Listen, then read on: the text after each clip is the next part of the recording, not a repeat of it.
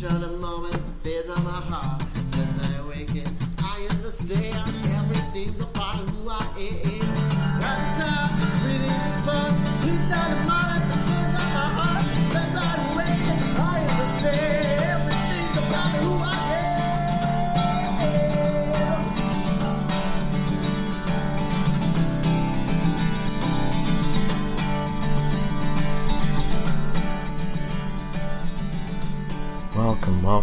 Welcome. Hello to all of you. This is Tony Guerin, and we're here for another episode of Tune In and Find the Others. And we're tuning into ourselves, we're tuning into our bodies, listening deeply into our spirit. What is the world teaching us today? And how can we live more mindfully, live more abundantly, tap into that infinite, creative energy that always exists within us. We have an amazing guest today. Who's a friend, I would say a past life lover is one way you could put it. I feel very strongly about this human, and they are working to see the world through the eyes of love. They are an alchemist. They are a creative entrepreneur, puppeteer, wondrous human that is making their way into the world, through the world, one breath at a time, one step at a time, giving gratitude and walking their path. And that's what we're trying to do here, is connect with people that are walking their path, and regardless if they stumble, anybody anywhere will stumble, and this human, I feel, has a lot to offer as far as what it means to stumble and keep moving forward. I'm grateful for this moment. Anybody that's listening right now, welcome. You are loved. You are appreciated as you are. At least through this podcast, wanted to communicate just appreciation. And part of me feels that I can be gushy with that kind of stuff, and that it can feel that way, and I acknowledge those judgments as just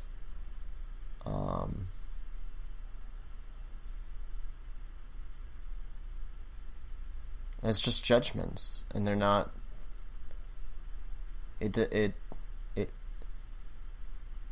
validating those judgments takes away from the validity of the energy that I'm putting into the words that I'm speaking.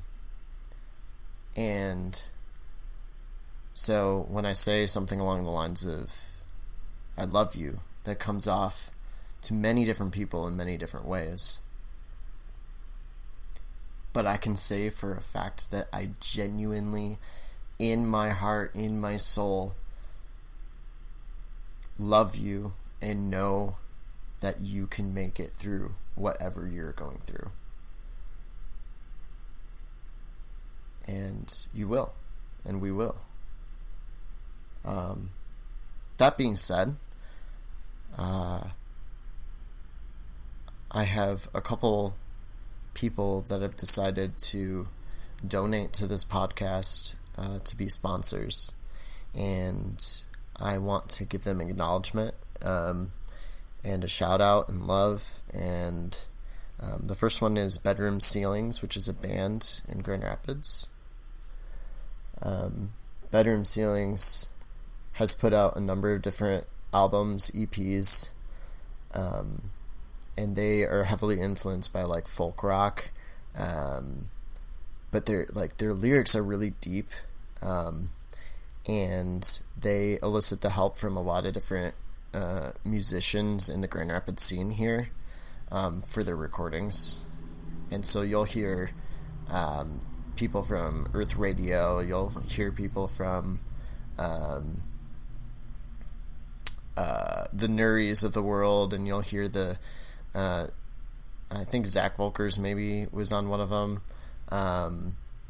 But there's musicians here in Grand Rapids that have really helped with their project to get onto the platform that it is right now. And I'm super proud of them for pushing through as this pandemic is happening. But yeah, they decided to bless us and donate to this podcast. So props to them, and you should check them out. betterthanceilings.bandcamp.com.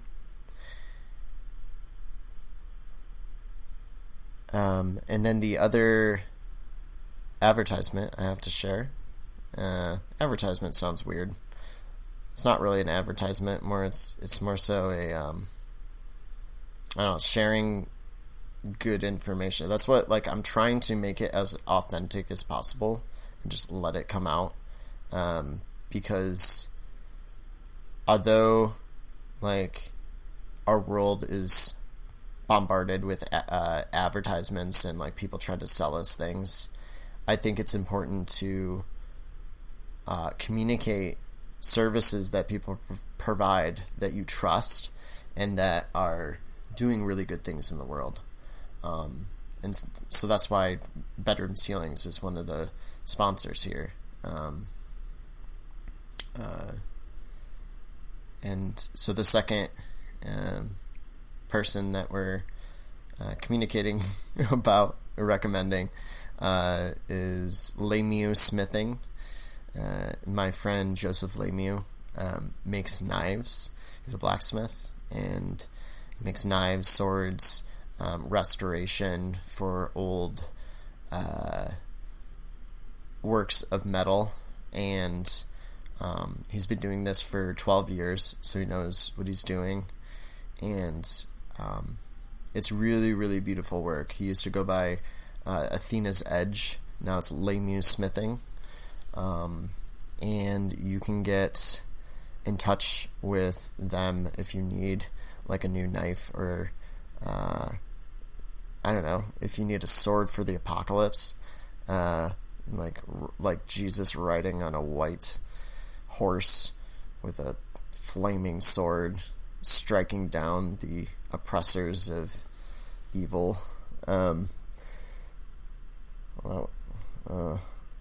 Yeah. So yeah, check that out. It'll be in the description of this podcast, and I want to introduce the guest that we have today. My goodness.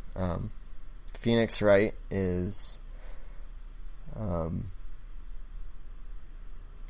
I don't want to put this in, like, hierarchical terms, but it goes without saying that I have a strong bond with this human, and feel as though they are creating content in this world that is serving the minds of the youth, that is allowing for people to step into a space of authenticity, the present moment, and shining forth their brilliance. They're someone that's unafraid, and not only unafraid, but welcomes their gender expression. And I think it's a beautiful thing to see someone radiantly being themselves. And I was gonna read off a, like, bio for them, but I think that probably should do it. And here we are with Phoenix Wright. Hello, Tony. Hi, Phoenix. How's it going, my friend? It's interesting. I did not get a lot of sleep last night, but I'm feeling so present now and really excited to share a conversation with you. Yeah, I'm looking forward to it. Excellent introduction. There was a lot in there, very heartfelt. Past life lover, huh? We're gonna have to talk about that one. I felt that way for a long time. I don't think we've ever spoken about it, but I You definitely. never mentioned that to me. Every time we were on stage together, that's what you were thinking? That's where the magic came from. Not every time. But yeah, it's an honor to have you on the podcast, and I'm so excited about where this is gonna go, because there's no knowing where we're going. That's true. Yeah, I've been so excited since I saw you get this going. I was looking forward to the day that we'd have this conversation, and here we are. So, what are you doing in your life? Yeah, I mean, how long is the podcast? Is it a lot? Is that Since the pandemic hit, my life has 180'd in I'm going to say magnificent, but that doesn't mean good, but in magnificent fashion. It's amazing how quickly things changed, and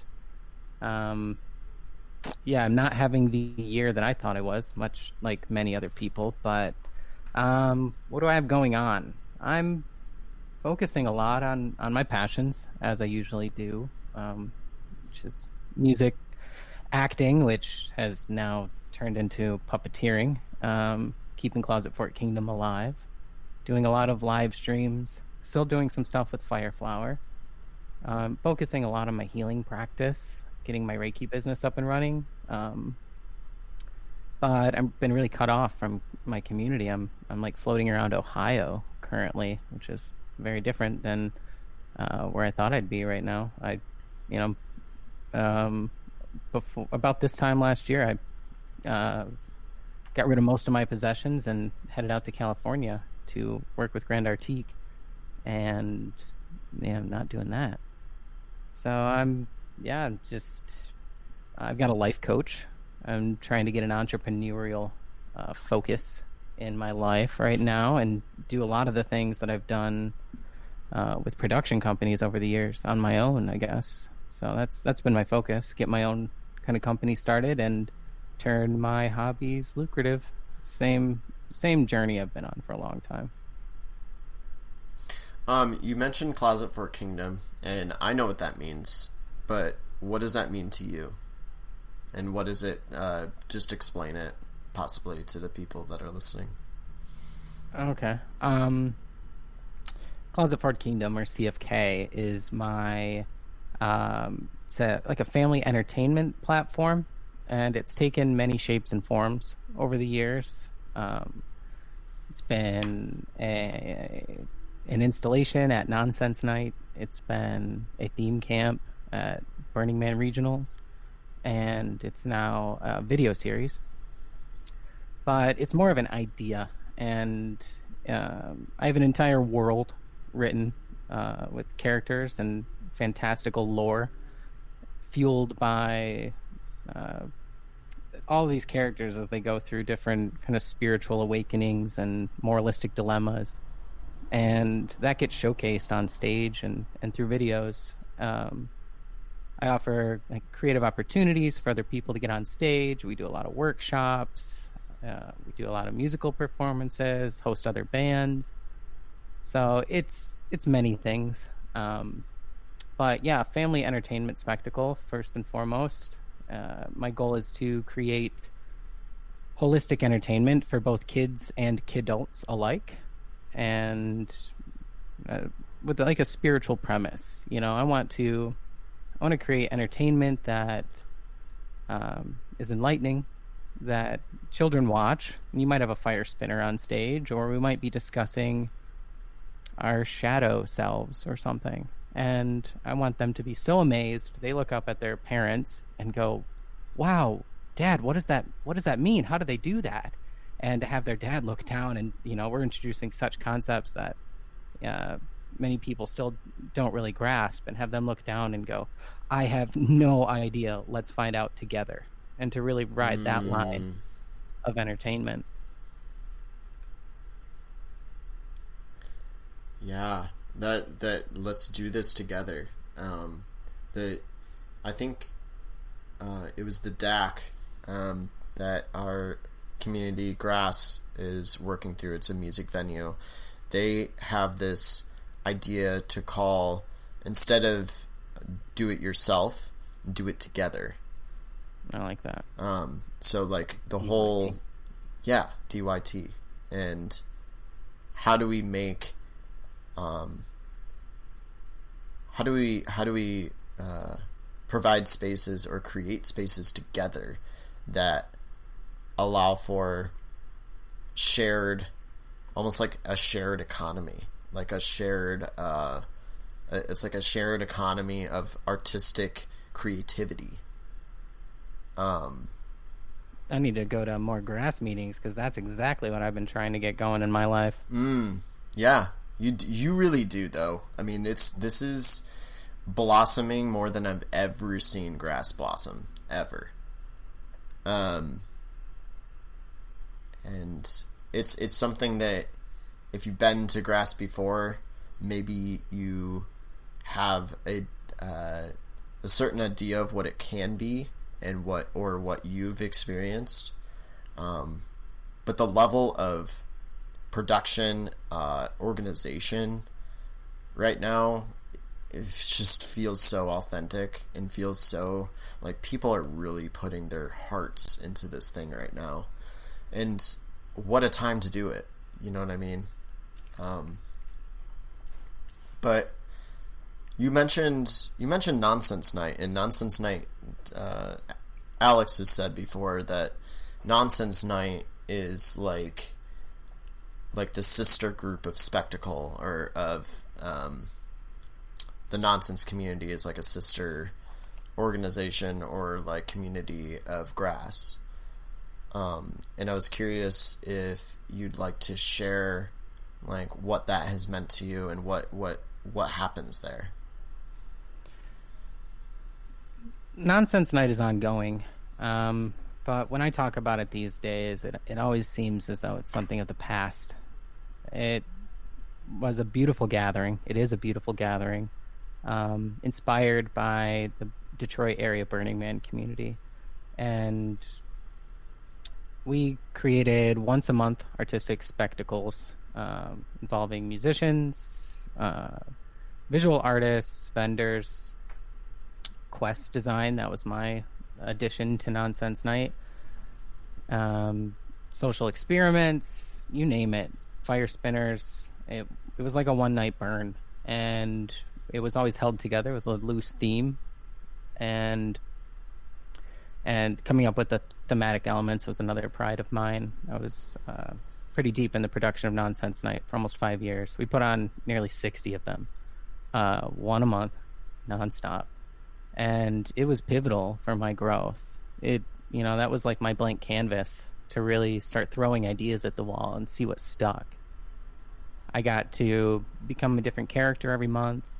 I got to play as much music as I wanted. I discovered, I met J Rose there. We started Fireflower at Nonsense Night. We had another band, 2 other bands that were just like, let's do this. And we could just do that. We had our own stage. We had our own platform. And, we had hundreds of people to show up and give feedback every month. It was pivotal on my journey. And I could see myself making a similar event like that in the future. But have you ever read the book, Who Moved My Cheese? No. It's an awesome book. I highly recommend it. It's a real easy read. But the basic premise is there's 4 characters. Hem and Haw, which are little people, and Sniff and Scurry, and they're mice. And the 4 of them go out into this maze every day, and they look for their cheese. Okay. But Sniff and Scurry, they're super smart. They lace up their sneakers, they go out and look for cheese, and the four of them find it at one point. And eventually, Sniff and Scurry, like, they leave and they don't go back to that cheese anymore. Hem and Haw weren't so smart, and they kept going back to that cheese, and they couldn't tell that it was starting to, like, mold. And eventually, the cheese is gone. They've eaten it all. And they keep returning to that same spot every day, looking for this cheese and expecting somebody to bring it back, while Sniff and Scurry had already saw that the cheese had moved on. Eventually, Hem ventures out into the maze to look for new cheese, although he's very scared to do it, and he has to leave Haw behind. And he ends up, leaving Haw in that room, and he finds Sniff and Scurry in a bigger trove of cheese than he had ever found before. And so there's all these little idioms and, like, proverbs and stuff that Hem writes on the wall for Haw if he ever decides to follow. But the basic idea was that, you be aware of the signs, and when the energy changes, you have to follow it. You have to flow. Mm-hmm. And for me, that time of nonsense is done, and those skills were necessary for me to get my job character acting with Grand Artique and becoming a production assistant with them. Yeah, something you said about when you feel that energy start to shift, follow it, pay attention. Like, that's what I took from it, at least. It's like, you gotta trust it. You gotta know. Trust that the change is for the better. There's some kind of action that's happening that you have to that it would behoove us to just be aware of, and first awareness, and then you'll know what to do. Like, once you have the awareness, you follow it, you try to speak to it, communicate, community, and you find where the soft spot is. And learning how to trust, I think, that's the key for me. As soon as you feel it, your brain wants to bring in logic and try to talk you out of it. Like, no, don't jump. That's a risk. But I've jumped so many times, Tony. I lived there in this. You mentioned falling down and getting back up, and yeah, sometimes it definitely feels that way. But it's taking a risk and launching, even when things appear to be going well. Just trusting that every time you jump, there's going to be something to carry you. And most of the time, it's your own wings you end up finding right before you're about to hit the rocks. So even in this crazy situation I've been in now, like, that's been keeping me going, and made me pursue a life coach and learn how to take my life into my own hands at a level that I've never really done before. I've always been very solitary, and like, I'm going to build this, I'm going to create all these things, but I've always, like, relied on other people, and being cut off from people during quarantine has really made me learn a lot of the skills that I need. My skills for Closet Fort Kingdom have skyrocketed. I relied on people for that for years, but really I just needed to create my characters and get the story out there. And I love what's happened the last 6 months with my characters. Yeah, I feel like that about this podcast too, because for a while I needed so many people's help on, like, figuring out how to do this, because I wasn't technologically savvy with OBS and trying to figure out how to balance everything. And now I feel like I have a very simple system down to where once I stop this recording, it's ready to go. Like, I don't have to do anything else to it. And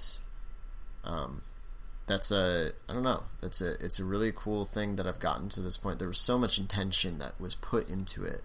Just like all of our creative endeavors, like, when we really feel that something needs to be put out into the world, or something is coming through us, it speaks, it it calls out for attention, true intention. You know what I mean? Like, just really being present with that thing. And, you know, not getting so lost in, oh, what will this mean to other people? Because I think that's the thing that gets that trips people up the most. It has tripped me What will up. people think of this? How's this going to look? Yeah, certainly. I mean, I've been trapped there. There's been times, and I will return there. I think that's learning how to be authentic regardless of circumstances it's scary. And we're part of a very money-based society, and if who you are isn't, you know, valuable in the eyes of the masses, it's hard to show up and be that. But the reality is, the more you trust who you are, you're going to be aligned with the right situation, and you're going to skyrocket so much faster. You bypass a lot of that struggle that a lot of people think is the baseline for their reality. They think that that's just business as usual, and it doesn't have to be that way. Yeah, I think the difference of, like, people who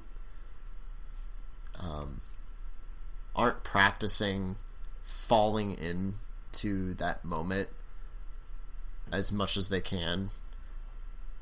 If this is you, like, that feels very scared to jump. Not that I don't feel scared, or Phoenix doesn't feel scared when we make that jump, but it's like there's a certain point that you get to when you've done it enough times. When I've done it enough times, and I feel as though that I'm at the point where that's a comfortable place for me. Like, it gets easier. Yeah, like that's what you were talking about. It's like, oh, okay, I'm supposed to be absolutely 100% authentic here and just go into it and know that I could fail and just do it anyways. When you brought that up, I had a vivid image of anytime you go to play a show to an empty crowd. What are you going to do? Not do your set anyway? No, you change your mindset. And you're like, all right, boys, this is a practice. Or we're going to practice, you know, like it counts. Or maybe it's to like one or two people. And we're going to give those one or two people an amazing show. And I think that that's the same thing, you know, whenever you're unsure about this new direction, you just got to change your mindset about it. You mentioned alchemy in my intro. I've actually been revisiting The Alchemist by Paulo Coelho. And one of my favorite quotes from that book is, when you want something, the entire universe conspires in helping you achieve it. And, you know, really learning that relationship, and I think that's what I was hinting at by saying trust earlier, is that you might feel alone, but when you feel tapped into something, the Alchemist calls it your personal legend. You know, when you have faith in that, that's when the magic starts to happen. And you have so many synchronistic events, things just fall in place on days when you really needed it. And it keeps you afloat no matter what. I mean, through my path, I've had so many people say, you'll never, you know, be an artist or a musician, or you don't have the proper training, or, you know, you weren't born into it. You know, those are people that have given up on their dreams. And half the time we're trying to appease people that don't have the courage to do what you're doing. And they're trying to talk you out of it. Yeah. We don't have time for that. You're too busy trying to make things happen. We're changing this world around here. Yeah. And I think it goes back to the importance of community, of people that are truly, genuinely supportive of your path, and how important that is in our world right now, where people are finally, due to the pandemic, I feel like many people tapped into what they actually want to do with their life. Everything got placed on hold, so they're able to actually listen to their heart, and they're able to actually feel into what my spirit wants to create, or what my creativity is trying to do for the world or for other people. How can I serve other people? How can I serve the planet? And I could not be more happy that this all happened. And it's important to acknowledge the deaths, and it's important to acknowledge a lot of the other things that have happened during this time, including the death of George Floyd, Breonna Taylor, the continuing marginalization of communities. And that's why I think it's so important as this wraps around, how we were just talking about, like, the importance of community, and how when you have that community around you that is able to lift you up and not tear you down away from your dreams. We've done a lot of work through our artistry and community building to, your podcast was very aptly named, tune in and find people very similar to us. We built very strong communities. The thing that's been really getting me down, and I know I don't want to focus too much on this, but just watching some of these communities that I thought were super strong just shatter as the different belief systems come out, or different realizations about, like, individuals at the hearts of certain communities surface. People are upset, and they're getting at each other's throats, and there's massive amounts of injustice, and I get lost in that every day too. I become a keyboard warrior sometimes, and I gotta, like, breathe and be a source of love. I mean, that's what I'm here to do. Forge a creative path and kind of keep the pieces of the clock moving healthily. And then that's my focus through my healing practice, which has been taking more of an upswing through quarantine now that I have less performance opportunities. But yeah, just not losing ourselves too much in the drama of it, but yet still standing up for injustice. It's a weird balance to figure out.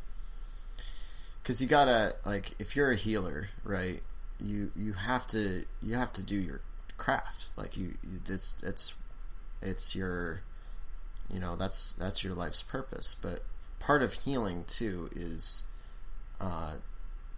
letting go of what no longer serves, and letting die what needs to die, and I think confronting, it's just like an act of love, like confronting when things are imbalanced, and ingenuity is present. That communication, I think, is very important, and that comes off, that can spiral into dark places, but if you're willing to go down there and navigate it with love, you know what I mean? That's the key. A lot of humans they're not even aware of what shadow work is. I mean, some people still think they had a bad day, or maybe they're depressed and they're stuck there, and like we're not ever taught, like, what those spaces are for. That we're on a whole pendulum of human experience, and people don't understand shadow work. They end up getting trapped, and we need more systems in place that really teach people how to stare down the hallway of their demons and to make friends with them, make peace with them, instead of hide in your comfort zone and rail against anything that threatens to pull you out of it. We need to get comfortable dancing with our demons. Yeah, which is almost the opposite of, like, what some people would say, because it's just different perspectives on it. It's different lenses that we're seeing through. It comes down to as far as comfortability, you know what I mean? Are you resisting? Because it's going to keep showing up. It's just something you keep sweeping under the rug, because then you probably need to deal with it. But if you can maintain some semblance of homeostasis and go through your day without like delving intentionally into what would be considered negative moods, then some people might not, think that there's much value in shadow work. But if you're really resisting that place, like, the only way through the fire is just dive right in. Mm-hmm. Mm. I think a lot of what we're talking about is love. Is like our experience with heartbreak. I was thinking throughout this whole conversation how deeply this relates to like our relationship with the other, no matter what that is. If it's I mean, we have all kinds of relationships. They're all relationships. But the separating degrees of intimacy, our ideas and how things need to be placed for each person, or boundaries, or those kind of things. We live right on top of each other. We like to live in cities, just absolutely right on top of one another. Have you ever heard of Dunbar's number? I think I've heard of it, but I don't know what it is. Dunbar was a scientist that did a bunch of research on chimpanzees and studied their societal structures.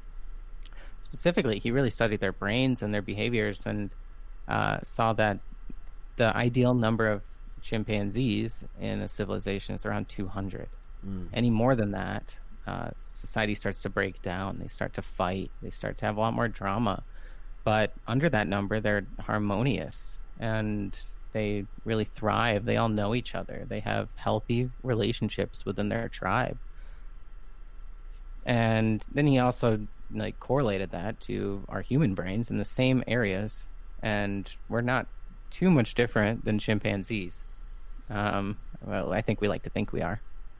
But I think he posited that humans could probably hold about 500, maybe 1,000 in modern times. Our brains have continued to evolve. But I have more than that, and more friends than that on Facebook, let alone people I've deleted, family members, acquaintances, passersby on the street, people I've only seen at a show. Everyone that, if you're telling me a story about somebody and now I pick that up, we're bouncing around names and numbers. In my 30 years, I've probably interacted with over 100,000 humans through travel, and it's massive. And we're supposed to remember all that and hold space in our lives for everyone's point of view. It's insane, and we've been stretching ourselves to our breaking point. And we've turned money into the new tribe. If you run out of money, you're out of the tribe. So now it's a rat race against all these other people for your slice of the pie. So we become distrustful of them because they're all other players in this game. So when you meet somebody, you automatically are like, what kind of person are you? What area of society are you in? And there's there's certain times when I meet somebody, I'm like, is this person in the same field as me? Do I have something to learn from them? I sometimes even think, are they part of my competition? Am I going to be competing with them for clients? And that's a weird thought. It's usually never real, and I get rid of that real quick. But thoughts like that pop up because we've been trained to play this game. Yeah, it's reflected in a lot of aspects of our society, right? Just the nature of being in America, in the United States, I feel is highly competitive. Capitalism itself. So backwards. It's so backwards. We're the only country that has credit scores. I know that China has a social credit score. I think that's a newer thing, yeah, that they've just added. But Yeah. I was studying a lot of these differences recently. I saw this post somebody had put online about like all these countries have cancer wards or cancer centers where you can just like go in without a referral and get checked out and see like what's going on. Where here it's a system of like you got to get a referral, we'll bounce you around to here. You got to give this person money. You got to give this person money. It's a crazy game that we've invented, and I can't believe we just blindly accept it. Why do we accept it? Comfort zones. And I guess it's important to say, you know, why do I accept it and why do you accept it? I try not to. I mean, there are certain aspects that I certainly still subscribe to a comfort zone. I like to have a bed to sleep in. I like to eat like gourmet food. I have a like an advanced taste profile. I like to have entertainment, like to subscribe to certain stories. I mean, those are all like comfort zones. People don't think about that, you know. But to a lot of people, that's their fancy car and their social status within like their little cul-de-sac. And any kind of new idea that challenges that threatens their identity and who they have built up, like that kind of comfort zone where you're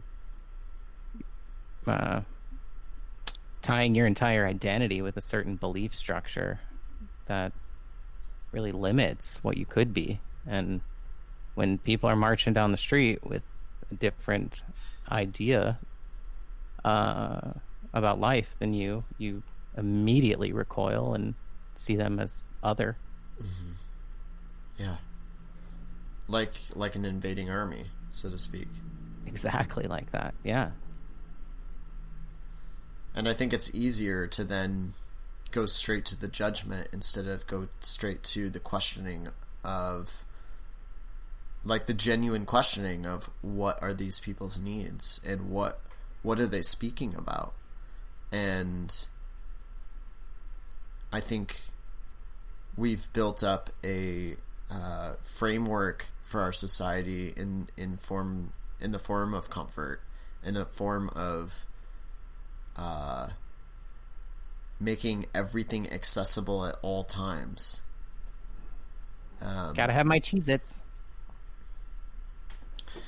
Or my Blizzard, or my coffee, or my and that's where you churn out the Karens of the world. You know, I feel like that's kind of where that comes from. Is like that's exploded. Everybody is either a boomer or a Karen. I don't see when memes start like exploding into our daily lives like that, and we reduce everybody to a name.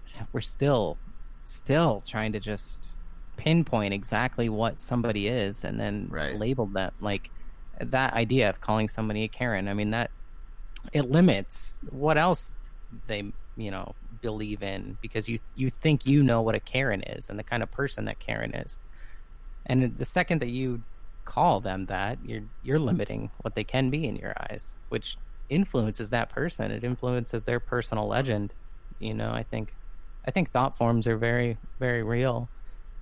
And the more a populace thinks a similar thing, it gives it so much energy.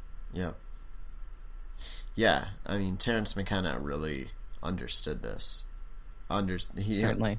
He understood that the way that memes were going to propagate in society was going to be like nothing we've ever seen before. And he wasn't just talking about like memes, like the way we know him from like Facebook and stuff. Like, he was talking about the spread of ideas in a culture, and the way that some ideas are just so easily transmittable that it just changes everything. And I think that's what programming humans at an alarming rate.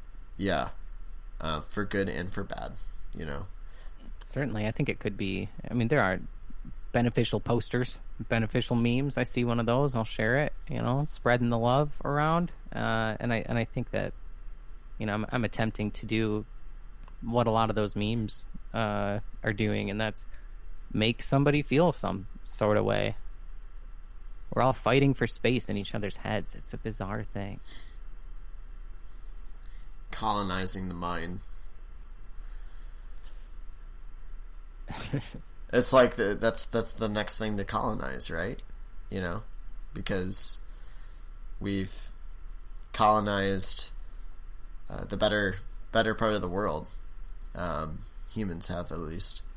And part of the next step of trying to cling on to control is colonizing the mind and almost implanting belief systems that fuel giving away our power to people that want to keep their level of power in place. That's the truth. That is absolutely the truth. And there's been days when I definitely sit and I'll spiral down that, and I think that that's definitely what's happening, but I always come back, and you've mentioned it a couple times, to one guiding source, one guiding fuel for my journey, and it's love. And my best way to express that is through creativity, authentic expression, pursuing all of these, dreams that I'm always trying to, grow and expand, to become lucrative, but to signal boost and to use love almost as a rebellious force, to fill up our humans' hearts so much that there's no room for their brains to be programmed. Yeah. So you're living from the heart, and you're not living from trying to conceptualize and figure out and logistically map out everything. There's a balance. When you're trying to create an artistic empire on your own, you have to learn all those things. Right. And right. That's the downside of living from your heart too much. Is you got to figure out business, turning yourself into an LLC and doing taxes. And that's a very logistical mindset that arguably pulls a lot of energy away from my heart. But balance, and that's important in all things. And shadow and light. Yeah, I think that's a big part of when we're talking about the state of the world and why isn't it changing as fast as we want it to, right? It's changing rapidly. Oh man. We might not be seeing the results we want. It's changing so quick right now. Right. Well, that's the thing is I feel like we have everything available at us at all times, that convenience factor, and so we're having information fly at us so fast that we don't take in how short of time it's been. Literally, the United States killed an Iranian general on January 2nd of this year. Doesn't that seem so long ago? It's pretty long ago. And then the wildfires happened. And I'm not just trying to highlight the quote unquote bad things that have happened. I'm just saying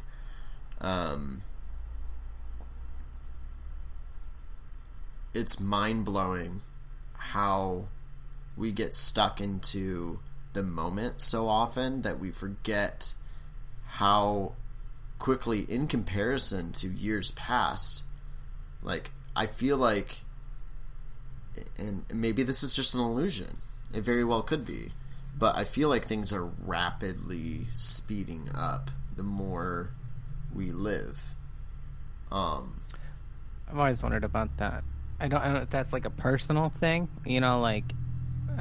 Summer seems so short, not just because of the pandemic. Is it because you had more years to compare it to? When you were 5, a summer was wow, that was 20% of the summers that you'd ever experienced. But now that you're almost 30, Well, that's a much smaller percentage. And so, like, your concept of time kind of telescopes because you have more of it to compare it to.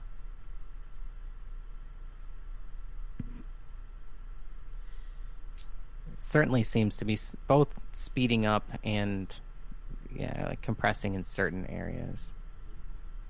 So much has happened for me since January 2nd. It's unreal. And many humans. It's amazing. There's so much that we can do with this moment right now. There's so much that we can there's so many directions to go. There's so many creative opportunities. There's so many ways in which the world can shift in an instant right now. And that, to me, I meet that with excitement. And I think that, like, for me personally, it's not that I don't want to face it with fear. It's that I already have, in a lot of ways, for years, have felt intuitively that there's a lot of this that is going to be fearful and that's going to be very scary. And it's not something that is a joke. It's not something that is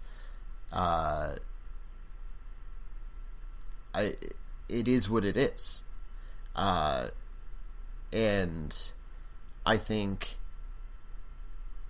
if you've done the shadow work or you're doing the shadow work, you can find a place within you that sees what's going on in society and in our social apparatus, like as it's happening right now, the social climate. There's a way to meet that with courage. There's a way to meet that with love. There's a way to meet that with, hey, I know that this is going to be, that I can see that this is uncertain. I can, and that's the thing, is like, I think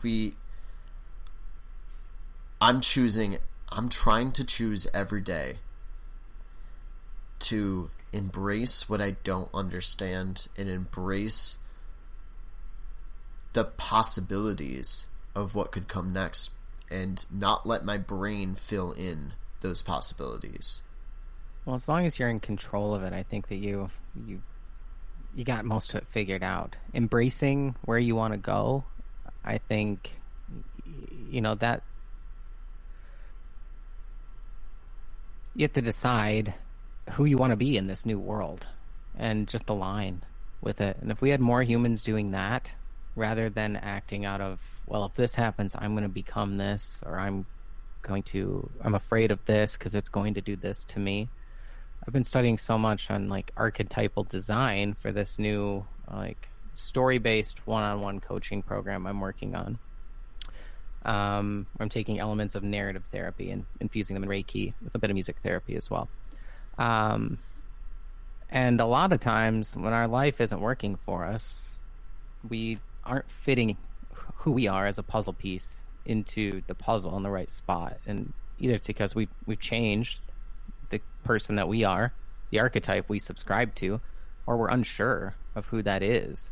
And when you decide who you're going to be, this is how I'm showing up in the world, you figured out your values and what you stand for, and you move forward with that, everything just aligns around you rather than you trying to fit this unshapen piece into a world where you're allowing yourself to be influenced. So if you know who you are, like, yeah, embracing what's possible and going forward confidently that's the work. That's what you get from doing shadow work. Once you've gone out of the muck and the mire, you've figured out who you don't want to be. You've let go of that person and you've acknowledged those fears, and you've chosen that they're not going to be a factor for limiting your success anymore. Another alchemist quote, There's only one thing that makes a dream impossible to achieve, and that's the fear of failure. If you are constantly afraid of, oh, this reality, or oh, this, or oh, this, you're living that reality that you're afraid of every day. But if you're showing up authentically and working towards the world that you want to see, it's going to change for you. Every day you're going to be supported and you're going to have opportunities to rise to that challenge. If we had more humans doing that, not focusing so much on, oh, this is falling apart. Oh, did you see that? Oh, nonstop. That's how so many of my conversations with my friends start. And I'm like, well, what do you have going on? You know, what are you building? Let's talk about that. And people think that it's fruitless or pointless now. And I think that it only becomes pointless when we say that it is and when we give up. Those little acts of light, they keep us going. When I see somebody online still creating out of defiance and sharing their hearts with the world, I know that they're still good in this world, and it's worth fighting for, Mr. Frodo. And I think that every little act of love is a rebellion to this shadow that's creeping over the land right now. Phoenix, Tony, I love you. I love you too, my friend. This has been wonderful. You're wonderful, and I appreciate the work that you do in your heart space and in your mind, and reaching out, communicating, and living into your truth. I appreciate it. Living into my truth is all that I can ever promise. And I'll always do that. Thank you for this opportunity. You're doing good work. I miss playing with you often. I'm going to have to swing through for another Why Not set soon. Are you coming on the 12th? We'll talk about it. I think that's the cue for the music. So, everybody, thank you for tuning in and finding another human. We're sending it off. Blessings to you, your heart space, your everything you are. You know the drill. I've said it a million times, and I'll say it a million more. You can do this. I love you. Go out and be the change. Peace, y'all. Woo!